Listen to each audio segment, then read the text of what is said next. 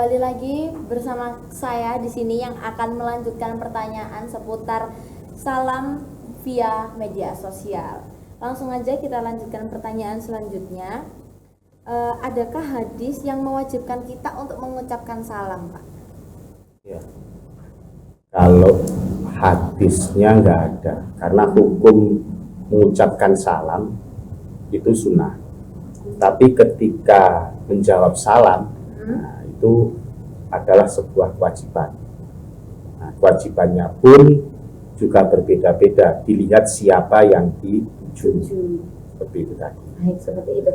Hukum mengucapkan salam itu sunnah, tetapi alangkah baiknya jika sudah diucapkan wajib untuk dijawab karena saling mendoakan itu tadi ya Pak. Nah, berkaitan dengan tergantung siapa yang dituju. Kan ada nih Pak, kita bertemu dengan orang asing di pertemuan entah itu seminar atau tempat umum, terus kita mengucapkan salam yang ditujukan untuk umum, tapi di situ ternyata ada orang yang wajahnya itu Islamable gitu Pak, kayak Islam, tapi ternyata dia non Muslim gitu. Nah, ketika kita salah memilih orang untuk kita mengucapkan salam, nah itu bagaimana Pak? Ya, jadi ada sebuah kisah. Ini ada dalam beberapa kitab hadis. Itu Ibnu Umar. Ibnu Umar itu sebelum subuh mau berangkat ke masjid. Melihat di depannya itu ada orang yang berjubah, yang kelihatannya itu seperti orang Islam. Nah, karena memang waktu itu masih gelap, langsung saja beliaunya mengucapkan salam. Assalamualaikum. Tapi orang ini diam aja. Nah, kemudian akhirnya kok diberi salam lagi. Assalamualaikum. Diam aja. Kemudian kok menoleh. Ternyata dia bukan orang Islam. Nah, dia orang Yahudi. Jadi bukan orang Islam. Kemudian orang Yahudi ini bergegas dengan sangat cepat, jalan dengan cepat.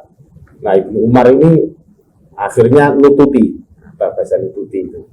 Ya, mengikuti terus, akhirnya sampai dapat. Sebentar. Saya tadi itu mengucapkan salam kepada kamu. Padahal salam itu untuk orang Islam. Nah, ternyata kamu bukan orang Islam. Kembalikan salamku. Itu.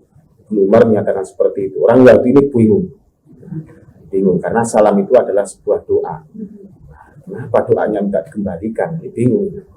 Nah, itu adalah salah satu sikap kita sebagai umat Islam ketika salah kirim salam. Nah, salah kirim salam, kelihatannya yang dituju itu orang Islam, ternyata non Muslim. Nah, memang saat ini memang seperti itu banyak. Banyak hal-hal yang seperti itu, orang non-Islam berpakaian Islami, ya, bahkan yang wanita pun juga kadang-kadang ada yang berjilbab, yang laki-laki kadang juga ada yang pakai sarung, pakai kopiah dan sebagainya. Nah, hal-hal yang seperti ini sangat membingungkan sekali. Tapi ketika kita tahu bahwa orang ini bukan orang Islam, ya kita harus memberi pengertian. Mohon maaf, ternyata Anda bukan orang Islam. Jadi saya tidak jadi mendoakan saya, kembalikan saja doanya. Jadi kita mengatakan seperti itu supaya apa? Supaya dia meyakini bahwa salam itu hanya untuk sesama umat Islam, bukan untuk non-Islam. Nah, itu kan kalau terjadi secara langsung Pak, tapi kalau terjadinya secara media sosial gini gimana Pak? Nah, ya, bisa jadi kan orang baru. Iya. Mungkin terus kayak baru nge-save kontaknya gitu, ya. Jadi kita nggak tahu. Kemudian langsung telepon, dianya itu kelihatannya pakaiannya kok seperti Islami, wajahnya juga kayak orang Islam. Kemudian kita pertama kali mengucapkan salam, ternyata dia bukan orang Islam. Ya, ketika kita masih dalam kontak ya kita bicara aja. Mohon maaf, saya tadi mengucapkan salam kepada Anda. Padahal salam itu hanya khusus untuk orang Islam. Mohon dikembalikan salamnya. Jadi kita dalam berinteraksi memang benar-benar harus berhati-hati Ya, jangan sampai tertipu dengan sebuah penampilan saja. Nah, kita harus benar-benar yakin kalau memang dia itu orang Islam, ya harus kita beri salam. Kalau memang yakin dia bukan orang Islam, ya berikan selain salam. Seperti sapaan gitu Sapaan ya, yang Pak? lainnya ya. Nah, itu tadi kan kalau lewat media sosial maupun secara langsung kita bisa memberi pengertian lalu meminta untuk dikembalikan. Ya. Nah, untuk dikembalikannya sendiri itu wajib atau enggak, Pak? Jadi, apakah kita memang harus meminta untuk dikembalikan atau ya sudah kalau memang salah anggap aja itu tadi sapaan, khilaf gitu.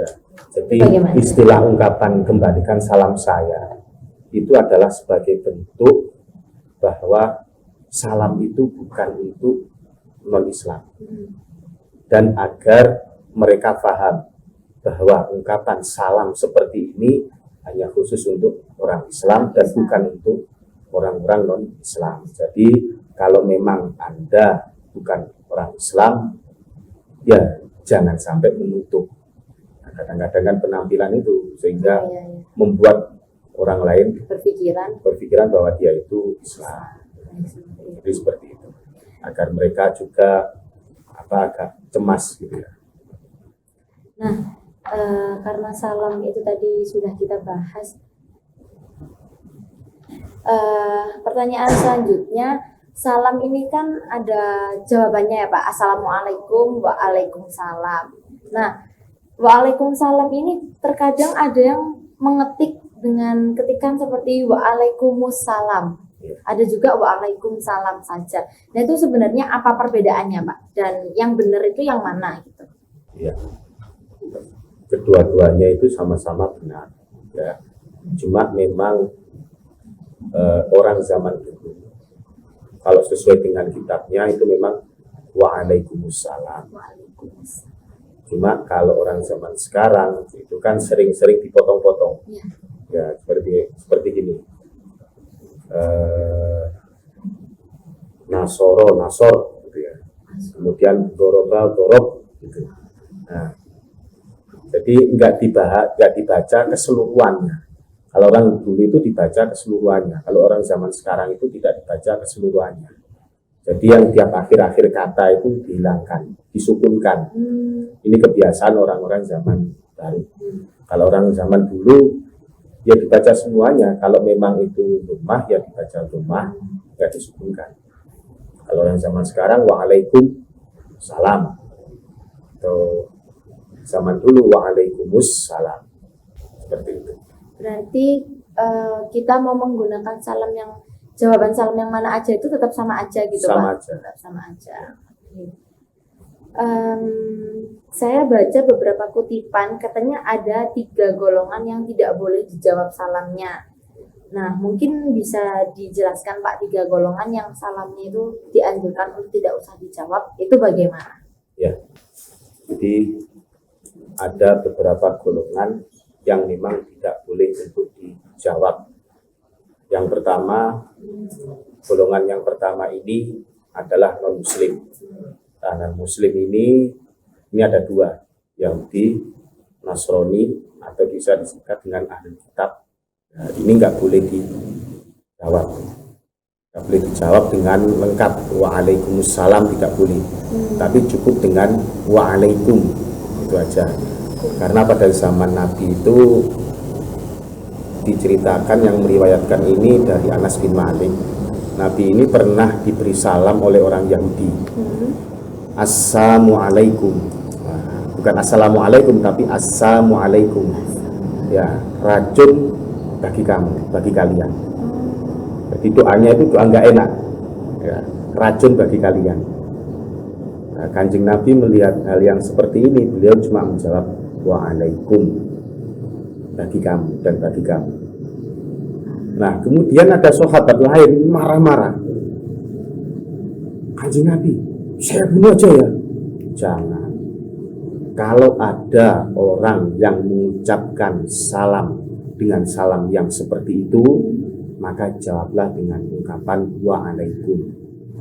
Karena itu akan kembali kepada dirinya dan kita tidak akan kena. Seperti itu. Sedangkan kalau arti Waalaikumsalam sendiri Pak? Kan tadi disingkatnya waalaikum. Nah, bagi karena kalau waalaikumsalam ini berarti kita malah mendoakan. Padahal kita itu didoakan jelek. Assalamualaikum. Ya. Jadi kita itu semoga diracun gitu ya. Tapi kita malah mendoakan keselamatan, kan aneh. Jadi ketika kita didoakan yang jelek, maka jawabannya adalah waalaikum dan bagi kami. Dan ini akan kembali kepada orang yang mendoakan tadi atau yang menjawab, yang mengucapkan salam seperti itu. Nah, dari kita sendiri ketika posisi kita di sini sebagai Muslim, sebagai Islam, saat membawakan teks pidato mungkin Pak yang ditujukan untuk umum. Nah, kita sebagai Muslim mengucapkan Assalamualaikum warahmatullahi wabarakatuh dan juga mengucapkan salam dari agama yang lain seperti milik agama si A, si B, dan si C. Nah, itu hukum bagi kita yang mengucapkan itu bagaimana Pak? Hukum Atau kita diperbolehkan atau tidak, atau sebaiknya jangan, atau bagaimana gitu? Ya.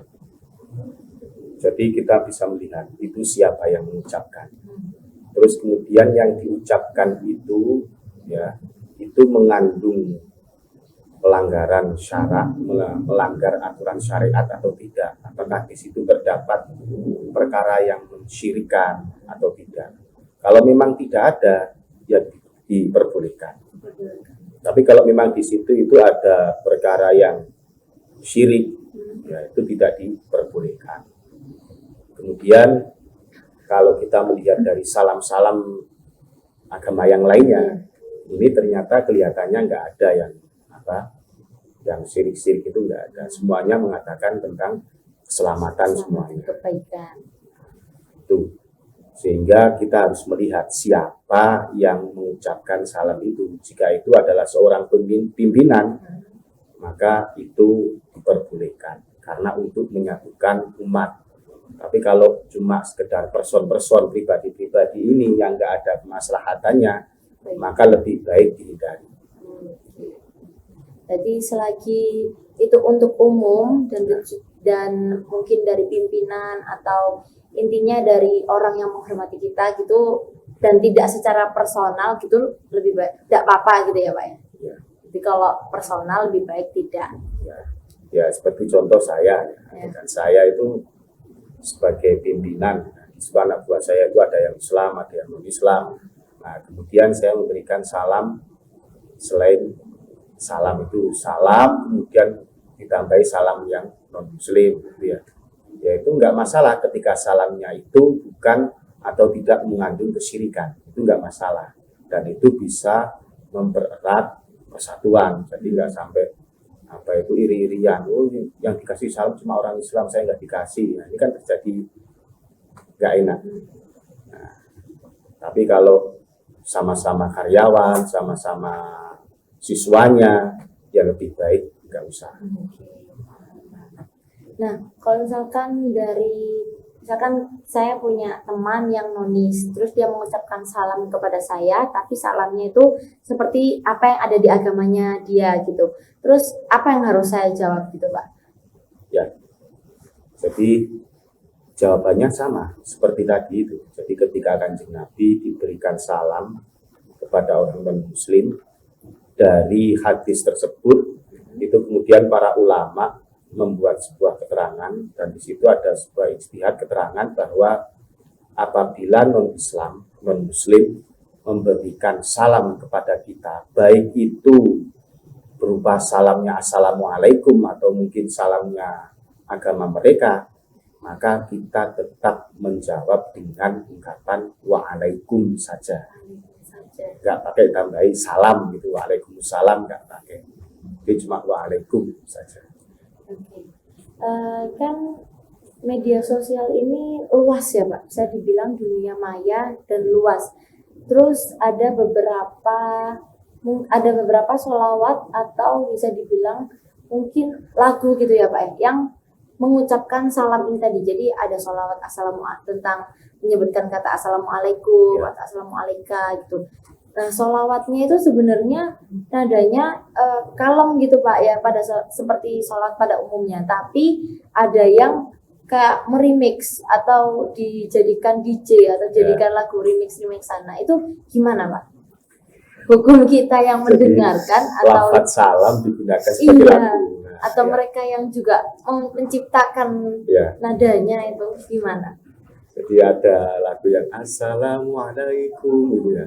Itu dirimikan. Iya. Nah, kalau memang itu lagu ya nggak masalah, nggak sampai pada ihanah atau menghinakan lafaz.